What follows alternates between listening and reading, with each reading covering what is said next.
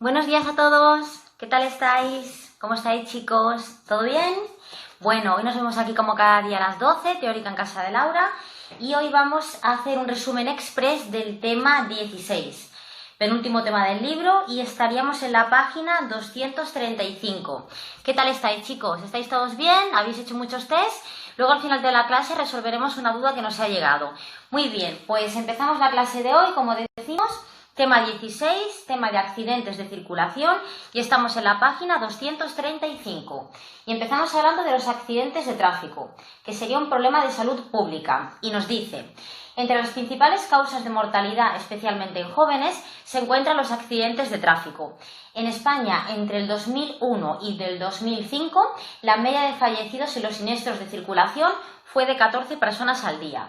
Aquí os quiero comentar un par de cositas que os pueden preguntar. Si os hablan, según la OMS, la Organización Mundial de la Salud, los accidentes de tráfico son un problema de salud pública mundial, en todo el mundo. Esto si os lo preguntan en algún test, según la OMS. Y si no se hacen referencia a la OMS, diremos que es un problema de salud pública en nuestro país. Por lo tanto, esto tenerlo en cuenta. Bien. Ahora vamos a hablar de los costes que tenemos en un accidente. Por un lado tenemos unos costes que serían por víctima. En este caso tenemos costes médicos, rehabilitación no médica y la pérdida de la capacidad productiva. Cuando hablamos de un coste médico estaríamos hablando de primeros auxilios, ambulancias, accidentes, urgencia y tratamientos y ayudas y aparatos ortopédicos, ¿de acuerdo? Cuando hablamos de rehabilitación no médica, estaríamos hablando de adaptación en viviendas y transportes para personas con discapacidad, rehabilitación ocupacional y profesional y educación especial para niños. Y tener en cuenta la pérdida de la capacidad productiva que suele ser respuesta de test, como un coste por víctima. Y cuando hablamos de costes por accidentes, por un lado tenemos daños materiales y costes administrativos. Cuando hablamos de un daño material, estaríamos hablando de costes de reparación de vehículos, daños en el entorno de la vía, daños a los inmuebles, daños a las propiedades y daños al medio ambiente. Todo esto serían costes materiales. Y por otro lado, hablamos de costes administrativos. En este caso tendríamos costes de servicios de ambulancia, policía, bomberos, costes de seguros y costes legales. No confundáis lo que es un daño material como reparación de vehículos, de la vía, del entorno, de inmuebles, con costes administrativos, que serían policía, bomberos, ambulancias. Tenerlo esto en cuenta. Ahora nos están diciendo que los accidentes de tráfico se podrían evitar. Esto sería una realidad. Los accidentes de tráfico se pueden evitar. Y nos dice, la realidad de los accidentes de tráfico es que la mayoría de estas muertes podría haberse evitado. Aunque muchas personas piensan que no puede hacerse nada para evitar los siniestros de circulación, los accidentes de tráfico tienen poco de accidentales. Bien, y vamos a comentar falsas creencias, cosas que la gente tiene tendencia a pensar cuando se produce un accidente. Como por ejemplo, alguna vez hemos escuchado que era cosa del azar, que era fortuito, que era inevitable, imprevisto y que no dependía de nosotros. Pero la realidad sería que no es accidental, es controlable, es prevenible, es un proceso y una consecuencia. Por lo tanto, tener en cuenta que los accidentes de tráfico se pueden evitar, chicos. Bien, y ahora vamos a comentar factores de riesgo relacionados con los accidentes de tráfico. Por un lado tendríamos la fatiga, el alcohol, la velocidad excesiva, una calzada con hielo o neumáticos desgastados. Estos serían los principales factores de riesgo. Bien, tenemos que tener en cuenta que la seguridad vial depende de la armonía de tres elementos, ¿de acuerdo? Que participan en ella, de tres elementos, como sería la persona como peatón o como conductor, el vehículo y la vía y el entorno. Acordaros que teníamos tres factores, que era el factor humano, el factor vía y entorno y el factor vehículo. No todos tienen el mismo peso a la hora de que se produzca un accidente. El factor humano, como ya sabéis, es el que tiene el porcentaje más alto. Entre un 70 y un 90%, el factor humano, el conductor, sería el responsable de que se produzca ese accidente. Por otro lado, tenemos el factor vía y entorno, que tiene un porcentaje ya más bajo, entre un 10 y un 35%. Y por último, tenemos el factor vehículo, como causante principal del accidente, entre un 4 y un 13%. Por lo tanto, tener en cuenta que tenemos tres factores: humano, vía y entorno y vehículo, y el que tiene el porcentaje más alto sería el factor humano a la hora de producirse ese accidente. Bien, ahora vamos a comentar características de los accidentes de circulación.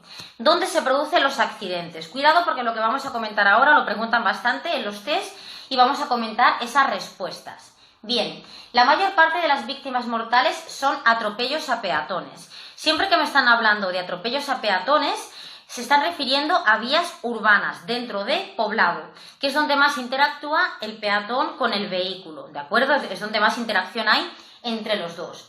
Pero por otro lado, hay una pregunta de test que dice: ¿en qué tipo de vías sufren los peatones las lesiones más graves en caso de ser atropellados? Cuidado, porque son dos cosas diferentes. Si nos preguntan en qué tipo de vías se producen más atropellos, contestaremos en vías urbanas, dentro de poblado.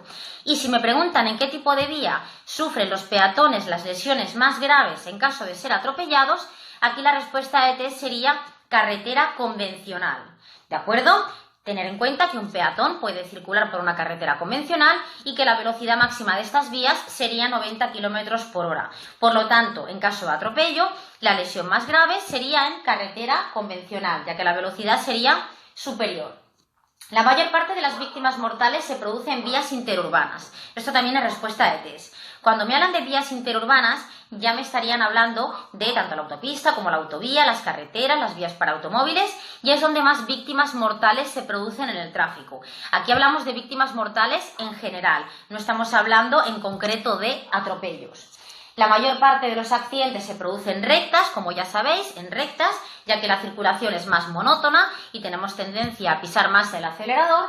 Y por último, las autopistas y las autovías son las vías más seguras, ya que serían de sentido único, carriles más anchos, pero tener en cuenta de que, aunque son las vías más seguras, también es una de las vías donde más accidentes hay, precisamente por ese trazado que tienen recto y monótono, que provocaría también la distracción. ¿Cuándo se producen más accidentes? ¿En qué periodos del año se producen más accidentes? Que también lo preguntan mucho. Pues bien, sobre todo en periodos vacacionales. Ya puede ser Semana Santa, verano, diciembre, para Navidad. Fines de semana, muy importante, fines de semana, festivos y horas de la madrugada, ¿de acuerdo? Fines de semana, festivos y horas de la madrugada. Y sobre todo a las horas de entrada y salida al trabajo, pero especialmente por la tarde al finalizar la jornada laboral.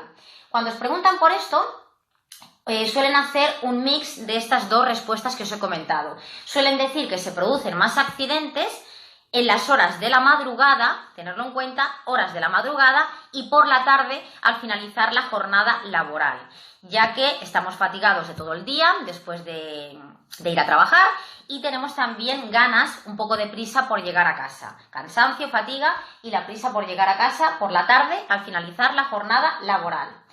Vamos a hablar ahora de los grupos de riesgo en el tráfico. Cuando hablamos de grupos de riesgo en el tráfico, tenemos que tener en cuenta que como grupos de riesgo tendríamos, por un lado, a los peatones, y aquí tendríamos a los niños y a las personas mayores, como peatones, como grupos de riesgo. Y como conductores tendríamos a las personas jóvenes, personas mayores y conductores de vehículos de dos ruedas, ¿de acuerdo?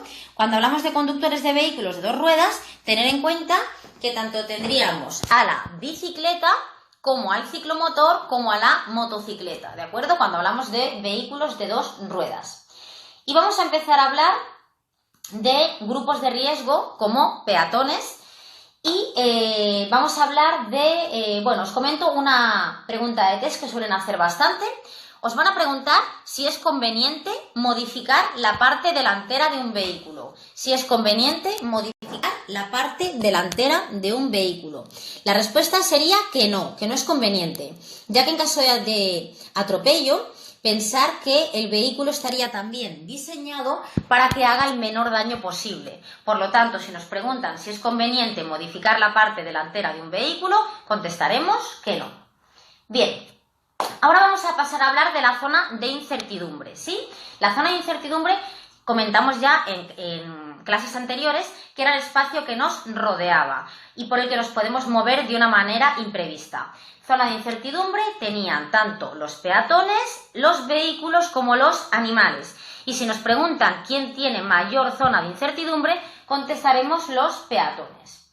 Bien, vamos a comentar por encima algunas de las infracciones más comunes que cometemos los peatones, como por ejemplo, irrumpir o cruzar de manera antirreglamentaria la vía, no situarse correctamente en las calzadas o arcenes o marchar de manera antirreglamentaria por ellas, no situarse en los pasos para peatones o no respetar los semáforos, esperar en la calzada, cruzar sin mirar y bajar del vehículo sin comprobar que venga otro vehículo u otro usuario. Y ahora tenemos infracciones que cometen los conductores que también ponen en riesgo los peatones, o sea, tendríamos un viceversa por los dos lados. Incumplen las indicaciones de los semáforos en amarillo o en rojo, no respetan la prioridad de los pasos para peatones, estacionan sobre las aceras y estacionan en los pasos de peatones. Por lo tanto, tenemos infracciones por los dos lados, que cometen los peatones y afectan a los conductores y que cometen los conductores que afectan a los peatones. También nos pueden preguntar que la mayoría de los atropellos a niños se produce también cuando termina la jornada escolar, ¿de acuerdo? Igual que también había más accidentes cuando terminaba la jornada laboral, los atropellos a niños se relacionan cuando termina la jornada escolar. Los niños. Vamos a hablar de los niños como peatones. Hemos dicho que era un grupo de riesgo, sobre todo por las limitaciones perceptivas y cognitivas que tienen los niños, que serían entre ellas, por un lado, su campo de visión, ¿de acuerdo? Su campo de visión sería menor por su estatura, ya que son más bajitos, el campo de visión es menor y tienen menos visión periférica. Y por otro lado, desconocen la normativa del tráfico. Estos serían factores relacionados de riesgo con los niños como peatones. Y además suelen confundir el ver con ser vistos. Bien, ahora vamos a hablar de las personas mayores como peatones. ¿Qué tenemos que tener en cuenta? Las personas mayores como peatones suelen tener más accidentes cuando van solas, que ya sabéis que es una pregunta frecuente de test. Cuando van acompañados de un niño, por ejemplo del nieto, cuando van a buscarlo o a recogerlo del colegio, son más prudentes porque se hacen responsable del menor, ¿de acuerdo? Pero cuando van solas tienen más riesgo de tener un accidente como peatones, las personas mayores. Además, también tendrían problemas por el exceso de ruido que puede haber en las ciudades, dificultad para apreciar la velocidad de otros vehículos, dificultad para distinguir bien los colores de los semáforos, la existencia de pocos pasos para peatones, excesiva anchura y mala iluminación de algunas calles, bordillos demasiado altos. Todo esto serían factores que también afectan a las personas mayores como peatones. En ciudad, para evitar atropellos a peatones, muy importante, moderar la velocidad, sobre todo al aproximarnos a pasos de peatones o cuando haya vehículos detenidos, y prestar especial atención a los peatones que vayan hablando por el teléfono móvil. Bien, también tener cuidado en las salidas de los garajes, que lo hemos comentado alguna vez cuando son en rampa, ya que no tendríamos visibilidad. Y también tener especial precaución cuando haya un autobús parado. Ya sabemos que pueden haber peatones que pueden estar subiendo o bajando de ese vehículo. Y también mucho cuidado cuando existan condiciones meteorológicas adversas, sobre todo en el caso de la lluvia. Y mucho cuidado también, que lo preguntan, al dar marcha atrás, ya que muchos atropellos a peatones se producen cuando los vehículos circulan marcha atrás. Y recordar que no había que hacerles señales a los peatones para que cruzaran la calzada. Bien, y ahora vamos a hablar de grupos de conductores con mayor riesgo de accidente, en este caso grupos de conductores. Por un lado, hemos dicho que teníamos a los jóvenes, a las personas mayores y a los conductores de vehículos de dos ruedas. Y pasamos a hablar de los jóvenes. Si nos preguntan, que esto es frecuente también, si nos preguntan a partir de qué edad empieza la mortalidad en los accidentes de tráfico, sería a partir de los 15 años, coincidiendo con el primer permiso que tenemos, que sería el permiso AM para ciclomotores de 2, de 3 y de 4 ruedas. Como hemos dicho, empieza a partir de los 15 y se mantiene elevado este grupo de riesgo de jóvenes hasta los 29 años. Por lo tanto, si nos preguntan a partir de qué edad empieza la mortalidad en jóvenes, entre los 15 y los 29 años, ¿de acuerdo? A partir de los 29 años, esta cifra empezaría a descender. Bien, ¿qué más os cuento yo? El accidente juvenil puede estar relacionado con las grandes ciudades y sus alrededores, sobre todo en las rutas de ida y vuelta al trabajo, y en los meses de verano, Navidad, fines de semana y por la noche y de madrugada. También tenemos las principales causas de los accidentes juveniles serían el exceso de velocidad, el consumo de alcohol y drogas, no respetar las normas, asumir muchos riesgos y la falta de experiencia al volante. Y ahora hablamos de características que están relacionadas con la propensión de ciertos jóvenes a tener un accidente de tráfico. Tendríamos la excesiva necesidad de autoconfirmación, la sobrevaloración de su capacidad de conducción, el comportamiento exhibicionista en grupo, esta es muy frecuente como respuesta a test, la aceptación de un riesgo excesivo y la excesiva influencia de la publicidad. Y ahora hablamos, también os lo pueden preguntar, la menor percepción del riesgo, también suele ser muchas veces respuesta de test, como factores que influyen en la evaluación y aceptación del peligro respecto a los jóvenes. Y ahora hablamos de las personas mayores como conductores. Tenemos que tener en cuenta que personas mayores de 65 años que conduzcan serían un 10% del cómputo total de conductores. Pero, aunque tienen un porcentaje muy bajo, hemos dicho que un 10% mayores de 65 que conduzcan, y además recorren pocos kilómetros al año, pues bien, a pesar de todo eso, tienen bastantes accidentes de tráfico. Como hemos comentado, sería otro de los grupos de riesgo. Sobre todo, tienen problemas en situaciones complejas, como intersecciones, incorporaciones o salidas a una vía. También tendrían problemas tanto de visión, audición y consumo de medicamentos. Esto tenemos que tenerlo en cuenta. Y ahora vamos a hablar de los conductores de vehículos de dos ruedas como grupos de riesgo. Ya sabéis que son menos estables, más frágiles, menos visibles. Y vamos a empezar hablando de las bicicletas. Bien, ¿cuándo tienen más accidentes los ciclistas? Pues bien, de cara al tiempo que se nos viene ahora. Fines de semana, cuando empieza el buen tiempo y en carreteras convencionales. Sobre todo en rectas y en intersecciones. Nos pueden preguntar dónde se localiza la lesión más frecuente de un ciclista en caso de accidente. Pues bien, la respuesta de test es en la cabeza. Acordaros que el casco para ciclistas, como norma general, era obligatorio en vías interurbanas y dentro de poblado era obligatorio para los menores de 16 años. Y también hay infracciones que cometen los ciclistas que afectan a los conductores y también tendríamos infracciones que cometen los conductores que afectan a los ciclistas. Aquí también habría un viceversa. Para evitar atropellos con estos vehículos, nos dice que dejemos una separación lateral suficiente cuando les adelantemos y que no iniciemos ni continuemos un adelantamiento si vinieran ciclistas en sentido contrario. Bien, tener cuidado también cuando existan condiciones meteorológicas adversas. Y ahora pasamos a hablar de las motocicletas y los ciclomotores. Bien, ¿qué tenemos que saber? Tenemos que saber que, que el número de estos vehículos en los últimos años ha aumentado mucho por el fácil manejo que tienen, sobre todo en las grandes ciudades. Bien, los accidentes mortales relacionados con este tipo de vehículos, los accidentes mortales relacionados tanto con el ciclomotor como con la motocicleta están asociados a la falta de uso del casco. Esto sería respuesta de test, tenerlo en cuenta. Y las lesiones más frecuentes se localizarían en la cabeza y en la cara. Aquí estaríamos hablando de accidentes de ciclomotor y de motocicletas. Tenerlo en cuenta, que también lo suelen preguntar bastante.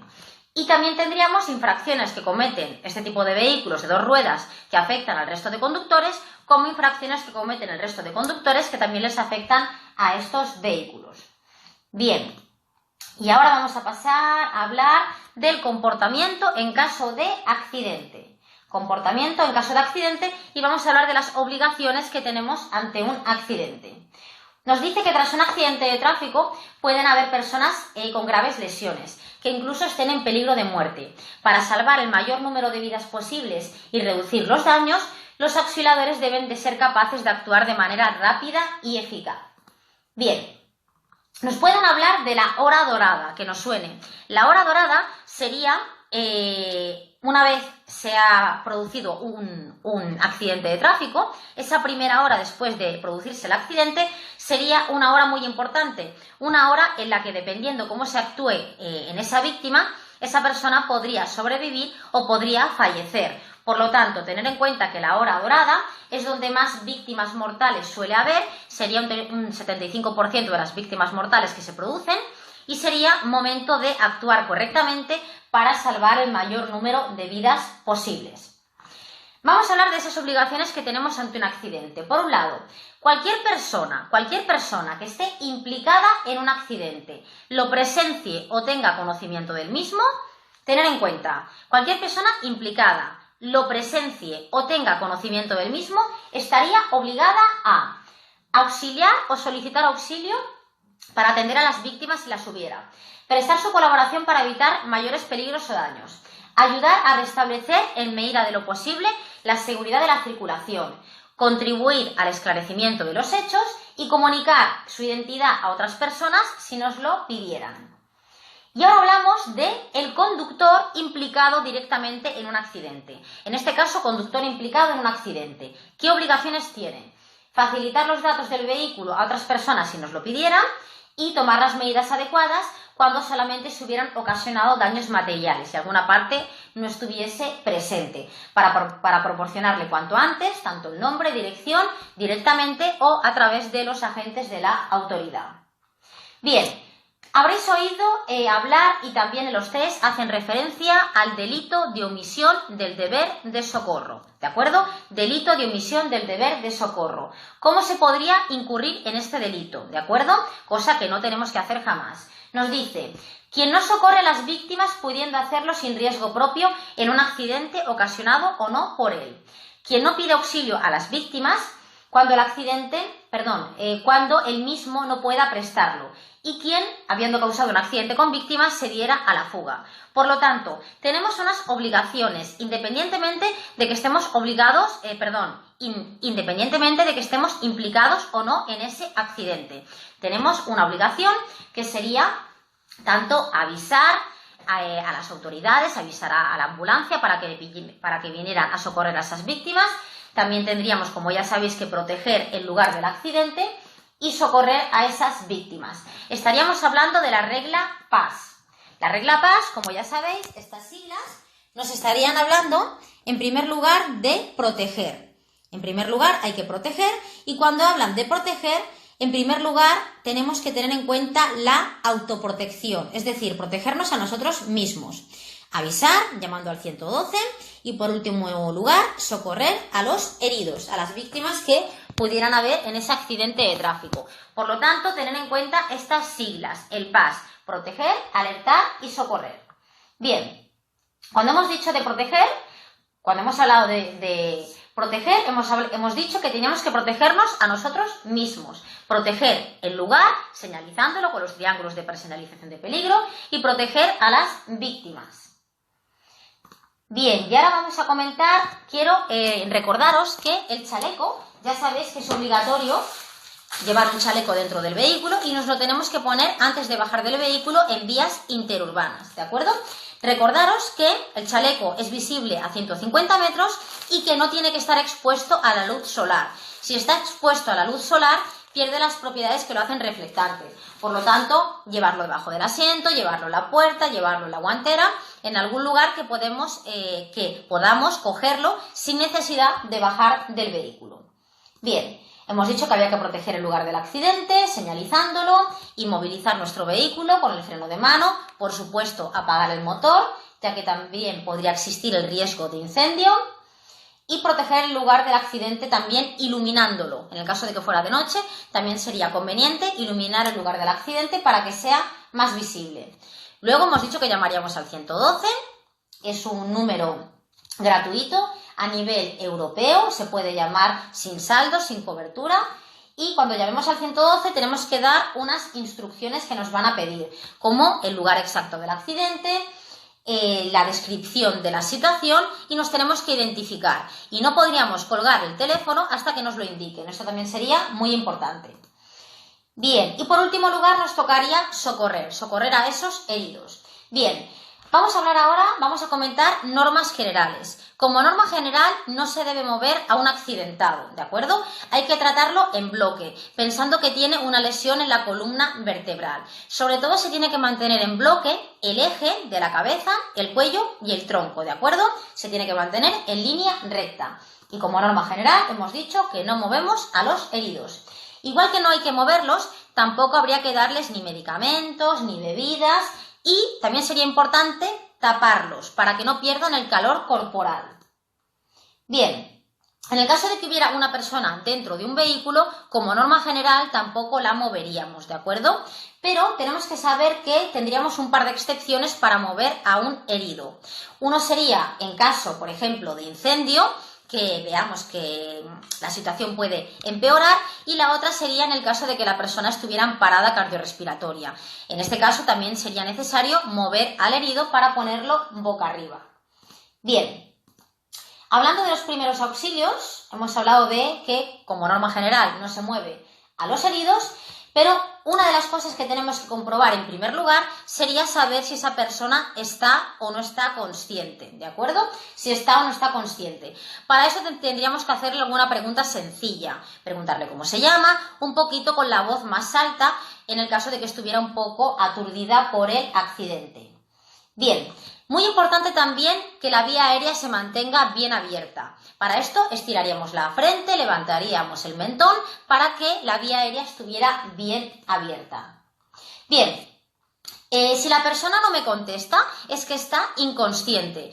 Ahora tendríamos que comprobar si respira o no respira. Nos acercaríamos a la víctima, nos pondríamos a su lado e intentaríamos comprobar si respira o no, de alguna forma, comprobando si nos echa aire, si se le eleva el pecho a través del pulso. Pues bien, si comprobamos, bueno, mejor dicho, si no tenemos claro que la persona respira, esta comprobación no debe durar más de 10 segundos. Si después de 10 segundos no tenemos claro de si respira o no respira, sería momento de empezar a realizarle la reanimación, ¿de acuerdo? Bien, la reanimación cardiopulmonar. En este caso sería una excepción, como hemos comentado, para poner al herido boca arriba, es decir, para moverlo. Nos pondríamos de rodillas a su lado y empezaríamos con las compresiones torácicas, en el centro del pecho, en el esternón. La frecuencia con la que tenemos que hacer estas compresiones torácicas sería 30 compresiones seguidas de 2 respiraciones artificiales. Este sería el ritmo, 30 compresiones y 2 respiraciones artificiales. Bien, en el caso de los niños, cuando son muy pequeños, no se haría con las 2 manos, se utilizarían los dedos y la fuerza que se emplearía, lógicamente, sería mucho menor. Ahora vamos a hablar de la posición lateral de seguridad o de defensa. Posición lateral de seguridad o de defensa. Si os preguntan cuál es la finalidad de esta postura, sería evitar la asfixia. En el caso de que tuviéramos, por ejemplo, a un herido inconsciente pero que respira, también podríamos colocar a esa víctima, a esa persona, en posición lateral de seguridad o de defensa. De esta manera, en caso de que le viniera vómito a la víctima, evitaríamos la asfixia. Por lo tanto, la posición lateral de seguridad o de defensa evita la asfixia. Y ahora hablamos de reconocimientos de signos no vitales, evaluación secundaria. Vamos a hablar de hemorragias, que podrían ser externas, internas, que no las veríamos, o internas exteriorizadas, que serían aquellas que salen a través de los orificios naturales del cuerpo. Bien, en el caso de una hemorragia externa, lo que primero que tendríamos que hacer sería presión directa sobre la herida, ¿de acuerdo? Presión directa. Colocar un apósito lo más limpio que tengamos, alguna prenda pero que estuviera lo más higienizada posible, y en el caso de que esa prenda se llenara de sangre, volveríamos a colocar otra prenda encima y así sucesivamente, ¿de acuerdo? En primer lugar, presión directa sobre la hemorragia. También sería interesante elevar el miembro sangrante, en el caso de que fuera una extremidad, un brazo o una pierna. Esto también lo que podría hacer es retener un poco esa hemorragia. Luego nos están hablando de compresión arterial. Comprimir la arteria directamente en el caso de que no diera resultado lo de la presión directa sobre la herida. Y como último lugar, ya como ultimísimo lugar, aplicaríamos un torniquete. En el caso de que realicemos un torniquete, se tiene que hacer con una venda, una tela, un pañuelo, algo que tenga aproximadamente unos 5 centímetros de ancho, si no haríamos mucho daño, ¿de acuerdo? Una vez apliquemos el torniquete, lo tendríamos que dejar tal cual, no tendríamos que irlo aflojando. Y también sería muy importante apuntar en algún lugar visible de la víctima la hora en la que se ha practicado ese torniquete, ¿de acuerdo?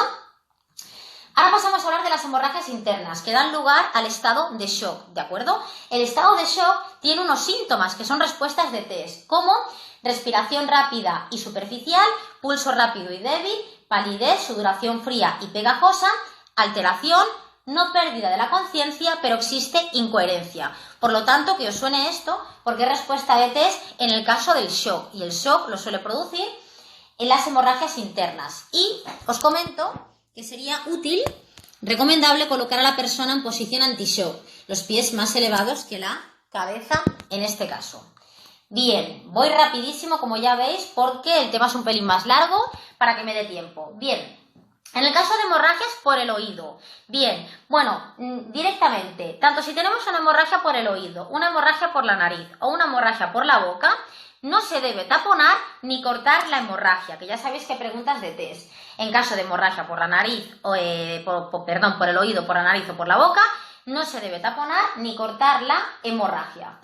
Sí que pondríamos a la persona en posición lateral de seguridad o de defensa. Luego hablamos rápidamente de las quemaduras. Tener en cuenta, en el caso de quemaduras, lo que podríamos hacer sería aplicar agua fría, respetar la zona quemada y no desprender las ropas que hubiera adheridas a la quemadura, colocar un vendaje húmedo y estéril. En el caso de que colocáramos un vendaje, tendría que estar húmedo, esa gasa que estuviera mojada. Y en el caso de que tuviéramos que colocar un vendaje, no vendaríamos dos superficies juntas. Si tuviéramos que vendar una mano, vendaríamos los dedos por separado. Bien, no tocar las infecciones y no cortar ni pinchar las ampollas que pueda tener esa víctima. Ahora pasamos a hablar de las fracturas. Las fracturas podrían ser abiertas o cerradas. Abierta, se corre riesgo de infección, por lo tanto únicamente taparla. Y en el caso de que sea cerrada, intentar inmovilizar la zona de la fractura, el brazo o la pierna. Bien. Y por último, hablamos del traslado de los heridos. El traslado de los heridos se debe de hacer con vehículos destinados a ese fin, como ambulancias, helicópteros, pero tenemos una pequeña excepción. Nos dice que si nos encontramos en un lugar aislado o la ayuda se retrasa más de 30 minutos y la persona estuviera en un estado progresivo de inconsciencia, en estado de shock o tuviera una hemorragia en la que le hemos aplicado un torniquete, sería una excepción para que nosotros trasladáramos a la víctima a un hospital. Si lo hacemos por nuestra cuenta, no tendríamos que hacerlo de cualquier manera. Tendríamos que hacerlo en algún vehículo que la persona pudiera ir tumbada, una furgoneta, un camión, un vehículo más grande, en posición lateral de seguridad o de defensa. Y también sería conveniente que una persona fuera al volante, por supuesto, y otra persona fuera al cuidado de esa víctima, ¿de acuerdo? Para que se mueva lo menos posible. Y por ultimísimo, el botiquín, comentaros que no es obligatorio, pero sí que sería recomendable. Bueno, chicos, muy express, pero yo creo que lo más importante lo hemos visto todo. Bien, paso a comentaros la pregunta que os he dicho antes, que nos habéis hecho llegar. A ver, y me la vais a contestar vosotros. A ver, os enseño esta imagen. A ver, ¿lo veis bien, chicos? ¿Veis la imagen? ¿Sí? ¿Lo veis bien? Bueno, pues lanzo la pregunta y dice: en esta calzada con un carril adicional, ¿qué vehículos circulan correctamente? Vuelvo a comentar la pregunta. En esta calzada con un carril adicional, ¿qué vehículos circulan correctamente? Respuesta A. Solo los que circulan por el carril central. Respuesta B. Todos los 3 vehículos que usan la calzada circulan correctamente. Y respuesta C. Los 2 vehículos que circulan en el mismo sentido. Es decir, vuelvo a enseñar la foto. Esto es un carril adicional circunstancial y preguntan qué vehículos circulan correctamente. La respuesta A dice que solamente los que van por el carril central. La respuesta B dice que las tres filas de vehículos circulan correctamente. Y la respuesta C dice que circulan bien los que van en el mismo sentido de la circulación. ¿Qué me decís? Me decís los del centro. ¿Qué más me contestáis? Que sería la respuesta A. A ver quién contesta. Los del central. La respuesta A, que sería los del central. Bueno, pues por aquí me decís también la C, los que circulan en el mismo sentido. La A. Bueno, chicos, pues muy bien. La respuesta correcta sería la A. Solo los que circulan por el carril central. ¿Y por qué? ¿Por qué, chicos? Aquí tenemos un carril adicional circunstancial.